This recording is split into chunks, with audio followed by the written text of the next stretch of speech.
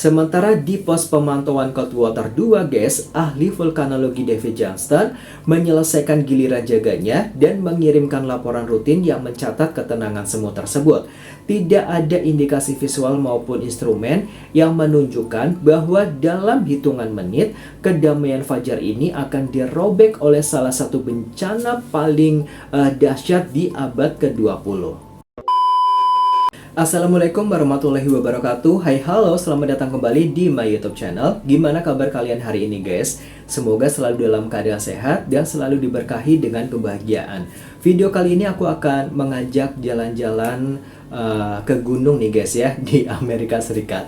Bagaimana bisa sebuah gunung yang terlihat indah dan damai mendadak runtuh dan meledak ke arah samping dengan kekuatan ribuan bom atom, guys.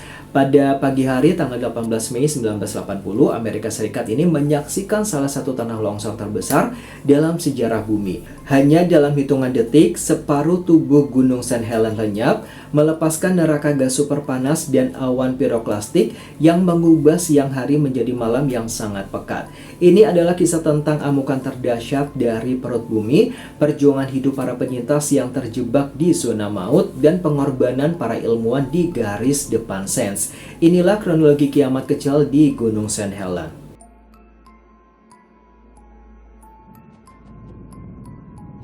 Sebelum fajar kelam tahun 1980 menyelimuti langit Amerika Serikat, Gunung St. Helens di negara bagian Washington adalah salah satu landscape alam paling menakjubkan di dunia.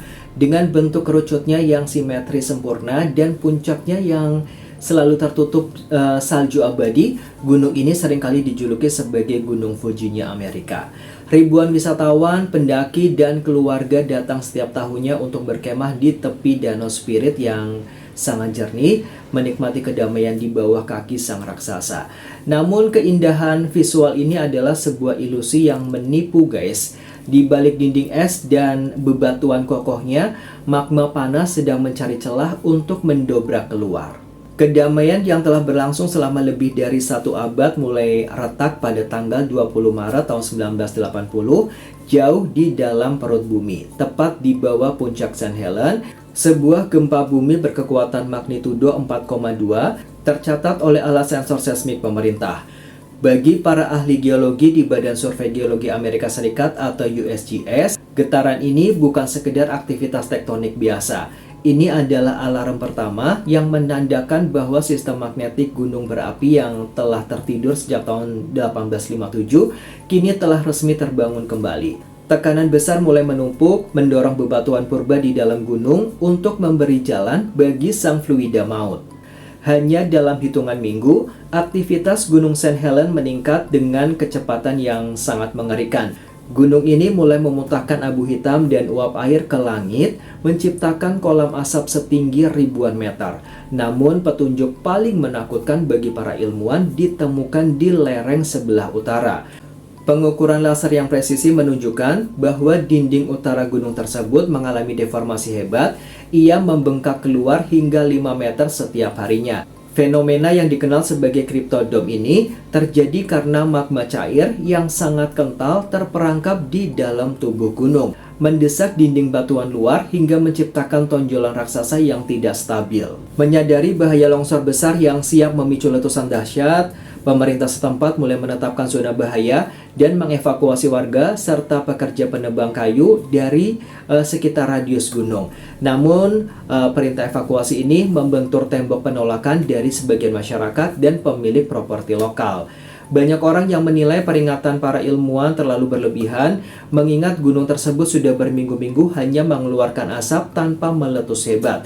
Di tengah perdebatan ekonomi dan keselamatan, zona merah tetap dijaga ketat oleh pihak kepolisian, memisahkan mereka yang selamat dengan mereka yang memilih bertahan di dalam pelukan sang maut. Pertengahan bulan Mei 1980, Gunung St. Helens telah berubah menjadi sebuah bom waktu geologis dengan daya ledak raksasa yang siap meledak kapan saja. Di sebuah pos pemantauan bernama Coldwater 2 yang berjarak hanya 8 km dari puncak, seorang ahli vulkanologi muda berbakat bernama David Johnston berdiri mengawasi setiap pergerakan tonjolan utara gunung tersebut melalui teropongnya, guys. Suasana malam itu terasa sunyi dan damai, sangat kontras dengan neraka yang sedang bergolak di dalam bumi.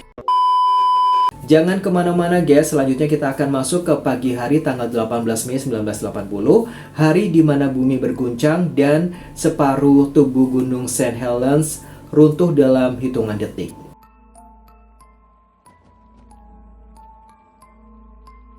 Hari Minggu tanggal 18 Mei 1980 dimulai dengan fajar yang luar biasa indah di Pacific Northwest. Langit bersih tanpa awan dan udara musim semi yang sangat sejuk menyelimuti pegunungan Cascade. Dari kejauhan, Gunung St. Helens tampak berdiri megah seolah-olah gejolak vulkanik beberapa minggu lalu telah mereda sepenuhnya. Sementara di pos pemantauan Coldwater 2 guys, ahli vulkanologi David Johnston menyelesaikan giliran jaganya dan mengirimkan laporan rutin yang mencatat ketenangan semut tersebut. Tidak ada indikasi visual maupun instrumen yang menunjukkan bahwa dalam hitungan menit kedamaian fajar ini akan dirobek oleh salah satu bencana paling dahsyat di abad ke-20. Tepat pada pukul 8.30 pagi, jarum-jarum seismograf di seluruh negara bagian Washington mendadak bergerak dengan liarnya. Sebuah gempa bumi berkekuatan magnitudo 5,1 mengguncang tepat di bawah perut Gunung St. Helens. Guncangan tektonik yang kuat ini menjadi pukulan terakhir yang meruntuhkan stabilitas struktur gunung. Tonjolan raksasa di lereng utara yang selama berminggu-minggu terus membengkak akibat desakan magma akhirnya kehilangan daya tahannya guys. Gempa ini bertindak sebagai pelatuk yang melepaskan cengkeraman gravitasi pada jutaan ton batuan purba di tubuh gunung itu sendiri.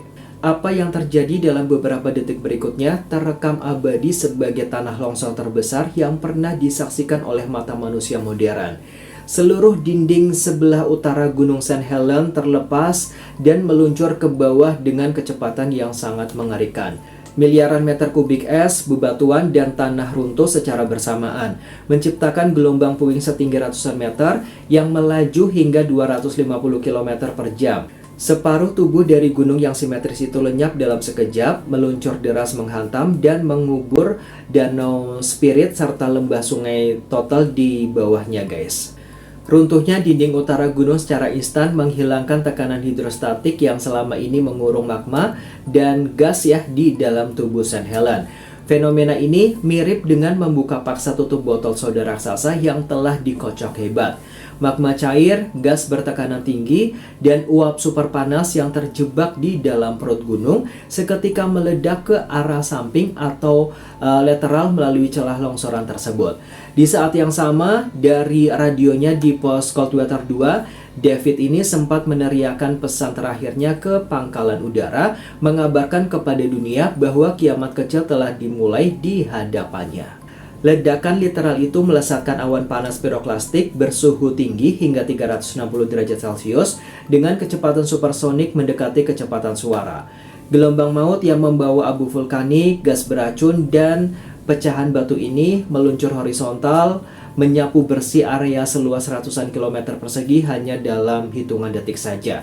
Hutan-hutan pinus berumur ratusan tahun tumbang serempak dan hangus seketika di jalur lintasnya. Selanjutnya kita akan masuk ke dalam jantung bencana, menyaksikan kegelapan total yang menyelimuti wilayah sekitar dan perjuangan menegangkan para penyintas yang terjebak di zona maut. Tapi sebelum aku lanjut ke ceritanya guys, aku mau ingatkan kalian sebentar ya buat support terus channel ini agar semakin berkembang dengan cara like, komen, dan juga subscribe.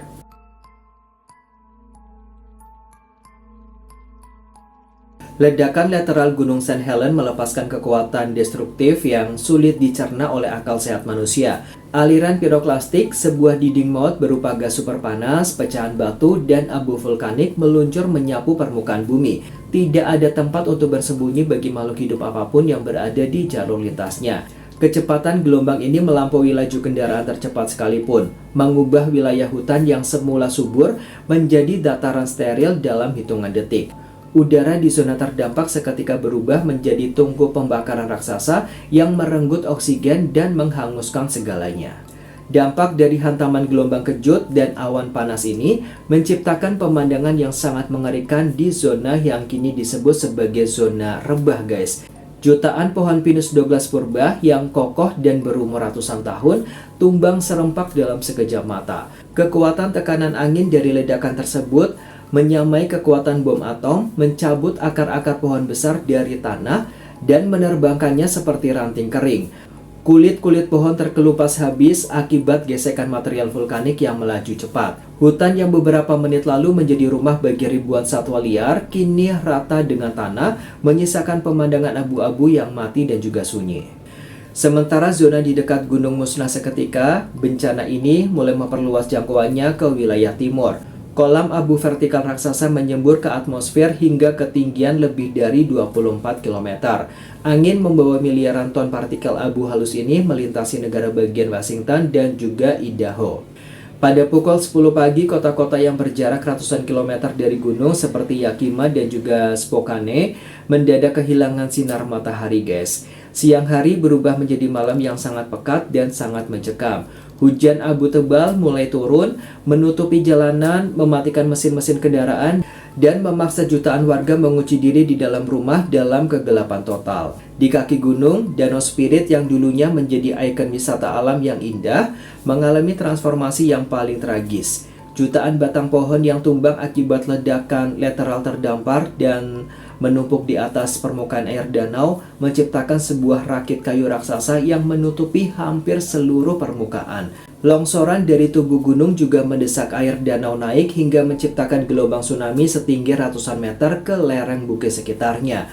Air danau yang jernih berubah menjadi subgeologis yang sangat kental, beracun, dan mendidih karena bercampur dengan sulfur serta piroklastik yang sangat panas, guys. Hanya dalam waktu kurang dari 1 jam, Gunung St. Helens telah mengubah geografi dan kehidupan di Pasifik Northwest untuk selamanya. Di luar zona kehancuran total, puluhan pendaki, pekerja hutan, dan fotografer yang berada di zona aman luar kini menyadari bahwa mereka telah terjebak. Udara juga dipenuhi debu yang menyesakkan dada, jarak pandang turun hingga 0, dan petir vulkanik menyambar-nyambar dengan suara menggelegar di atas kepala mereka.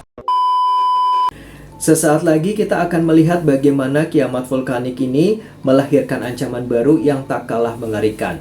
Banjir lahar dingin raksasa yang menghancurkan jembatan-jembatan kota, serta dimulainya misi penyelamatan darurat di tengah badai abu, guys.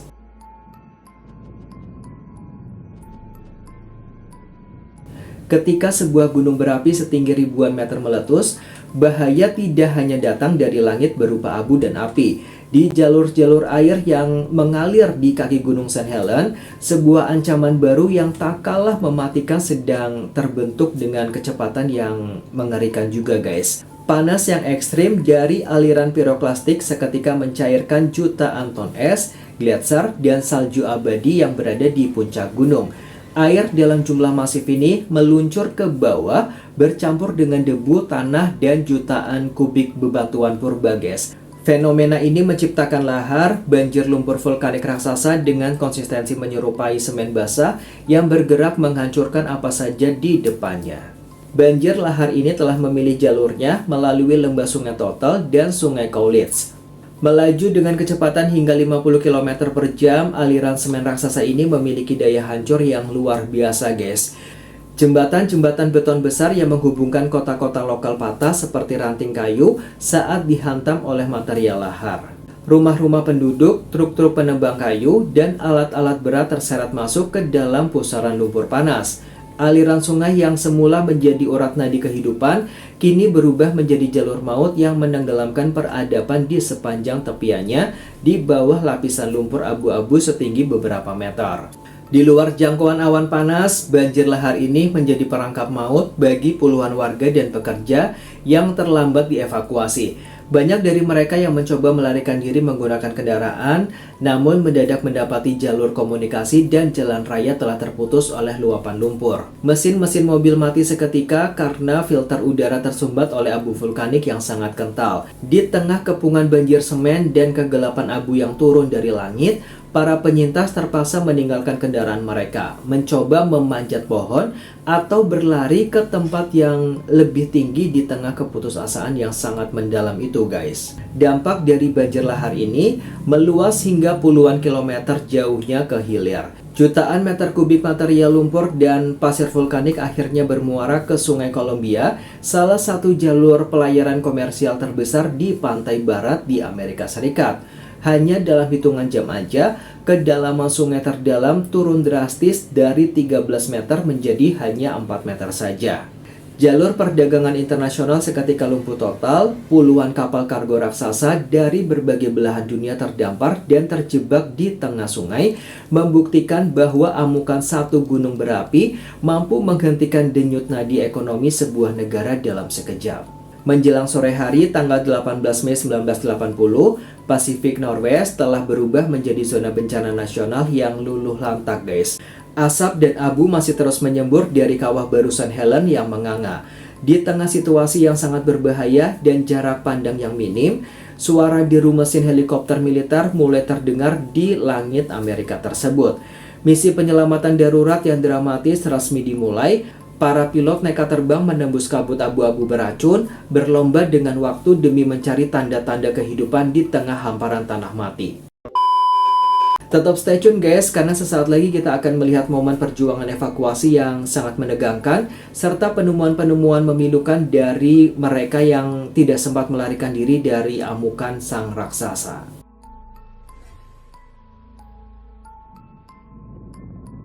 Ketika matahari mulai condong ke barat pada sore hari tanggal 18 Mei 1980, sisa-sisa amukan Gunung St. Helens masih menyisakan udara yang beracun dan jarak pandang yang sangat terbatas.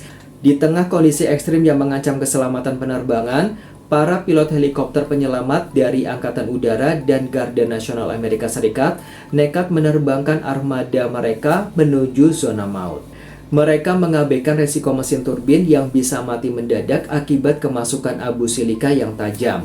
Misi ini digerakkan oleh satu tekad tunggal, yaitu mencari dan menyelamatkan setiap nyawa yang masih bertahan di tengah hamparan tanah mati yang menyerupai permukaan bulan. Operasi penyelamatan udara ini berlangsung dengan sangat dramatis dan penuh ketegangan. Dari ketinggian, para pilot memicingkan mata, menyisir hamparan pohon tumbang, dan mencari lambaian tangan atau kilatan cermin dari para penyintas. Beberapa keajaiban kecil pun terjadi di tengah keputusasaan. Tim penolong berhasil menemukan dan mengangkat puluhan orang yang terjebak di zona luar, para penebang kayu, pendaki, dan fotografer yang berhasil bertahan hidup dengan bersembunyi di balik tebing atau di dalam kendaraan mereka yang terisolasi. Mereka dievakuasi dalam kondisi menderita luka bakar parah di saluran pernafasan akibat menghirup udara yang syarat akan sulfur panas, guys. Namun tidak semua misi pencarian berakhir dengan kebahagiaan. Ketika tim penyelamat berhasil mendekati radius 8 km dari puncak, tepat di pos pemantauan Coldwater 2, mereka dihadapkan pada pemandangan yang menghancurkan hati. Pos tempat ahli vulkanologi muda David Johnson bertugas telah lenyap, tersapu bersih oleh kekuatan ledakan lateral yang setara dengan ribuan bom atom. Kendaraan dan peralatan ilmiahnya hancur tak berbentuk di bawah timbunan abu setinggi beberapa meter. David gugur di garis depan ilmu pengetahuan, menyisakan pesan radio terakhirnya sebagai warisan abadi dari dedikasinya untuk menyelamatkan orang lain. Hari-hari berikutnya menjadi masa pencarian yang penuh dengan duka yang sangat mendalam. Di berbagai titik di sekitar gunung, tim penolong mulai menemukan jasad para korban yang tidak sempat melarikan diri. Di antaranya adalah Harry R. Truman, seorang pria lansia ikonik pemilik penginapan di tepi Danau Spirit yang menolak keras dievakuasi karena kecintaannya pada gunung tersebut. Jasadnya dan penginapannya terkubur selamanya di bawah ratusan meter material longsoran. Secara keseluruhan, bencana ini merenggut 57 korban jiwa. Sebagian besar dari mereka meninggal bukan karena terkena lava, melainkan akibat asfiksia, kehabisan nafas setelah paru-paru mereka dipenuhi oleh abu vulkanik yang panas dan juga sangat pekat, guys. Tragedi ini seketika ditetapkan sebagai bencana nasional terbesar dalam sejarah modern Amerika Serikat. Beberapa hari setelah letusan, Presiden Jimmy Carter terbang langsung untuk meninjau skala kehancuran dari udara. Menatap landscape yang luluh lantak, sang presiden menggambarkan pemandangan di bawahnya jauh lebih mengerikan daripada medan perang manapun yang pernah ia lihat, guys. Gunung St. Helens telah membuktikan keangkuhannya, meninggalkan duka yang mendalam bagi puluhan keluarga dan luka ekologis yang masif bagi alam. Jangan kemana-mana guys, karena kita udah hampir masuk ke akhir cerita. Sesaat lagi kita akan melihat bagaimana Amerika bangkit dari puing-puing bencana, proses pemulihan alam yang ajaib, serta bagaimana gunung ini mengubah sen vulkanologi dunia untuk selamanya.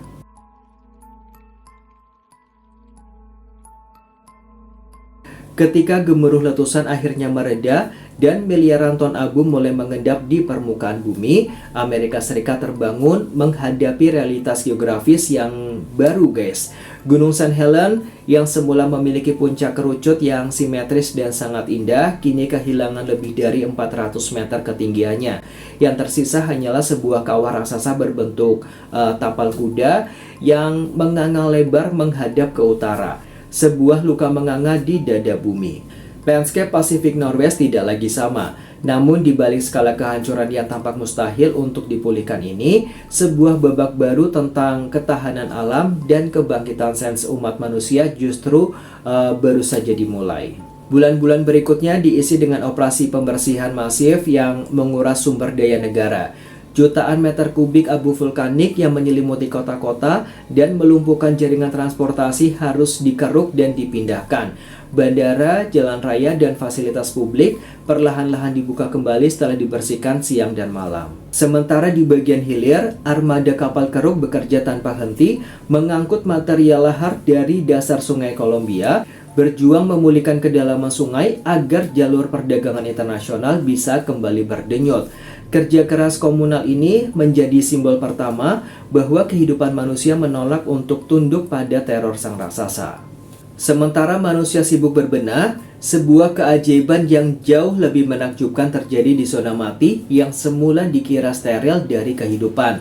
Para ilmuwan yang kembali ke lokasi bencana terperangah mendapati bahwa alam memiliki caranya sendiri untuk menyembuhkan diri. Hanya dalam hitungan bulan, tumbuhan perintis seperti bunga fireweed mulai tumbuh menembus lapisan abu yang sangat keras, memanfaatkan nutrisi dari material vulkanik. Hewan-hewan kecil yang selamat di bawah tanah seperti tikus kantong mulai menggali tanah, membantu menggemburkan kembali lapisan debu yang mati. Suksesi ekologis ini berjalan dengan kecepatan yang sangat luar biasa, membuktikan bahwa kehidupan selalu menemukan celah untuk kembali mekar di atas puing-puing kematian. Bagi dunia ilmu pengetahuan, tragedi Gunung St. Helens adalah laboratorium alam terbesar yang pernah ada, guys. Pengorbanan 57 korban jiwa, termasuk David Johnston, tidak berlalu sia-sia. Bencana ini merevolusi sains vulkanologi dari ilmu yang semula bersifat deskriptif menjadi sains prediktif yang sangat presisi. USGS dan Badan Geologi Dunia mulai mengembangkan sistem peringatan dini yang jauh lebih canggih, menggabungkan pemantauan satelit GPS, sensor gas digital, dan pemetaan seismik 3 dimensi. Pengalaman pahit di St. Helens menjadi cetak biru global yang berhasil menyelamatkan ratusan ribu nyawa dalam letusan-letusan gunung api besar di belahan bumi lain di kemudian hari, seperti letusan Gunung Pinatubo di tahun 1991. Hari ini guys, kawasan di sekitar Gunung St. Helens telah ditetapkan sebagai monumen vulkanik nasional, sebuah laboratorium hidup yang dibiarkan pulih tanpa campur tangan manusia. Gunung ini berdiri bukan lagi sekedar sebagai simbol bencana yang mengerikan, melainkan sebagai monumen hidup tentang kekuatan alam yang agung dan rapuhnya peradaban manusia di hadapannya. Letusan dahsyat tanggal 18 Mei 1980 akan selalu diingat oleh sejarah. Sebuah hari di mana bumi menunjukkan sisi terliarnya, mengubah cara manusia memandang gunung berapi, dan meninggalkan warisan abadi tentang kehidupan yang selalu mampu bangkit kembali dari balik hamparan abu, guys. Oke guys, itu tadi kisah tentang tragedi letusan Gunung St. Helens. Tragedi ini menjadi pengingat yang teramat mahal bagi umat manusia, bahwa secanggih apapun teknologi kita, peradaban manusia akan selalu rapuh di hadapan kekuatan agung alam raya. Pengorbanan 57 korban jiwa di hari itu tidak sia-sia, karena dari abu bencana inilah sains vulkanologi modern lahir untuk menyelamatkan ratusan ribu nyawa di masa depan. Sampai di sini dulu video aku kali ini guys. Jangan lupa support terus channel ini biar semakin berkembang dengan cara like, komen, dan juga subscribe. Jangan lupa aktifkan lonceng notifikasinya agar tidak ketinggalan video terbaru lainnya guys. Ovan Anggara pamit dan sampai jumpa di video berikutnya. Bye-bye.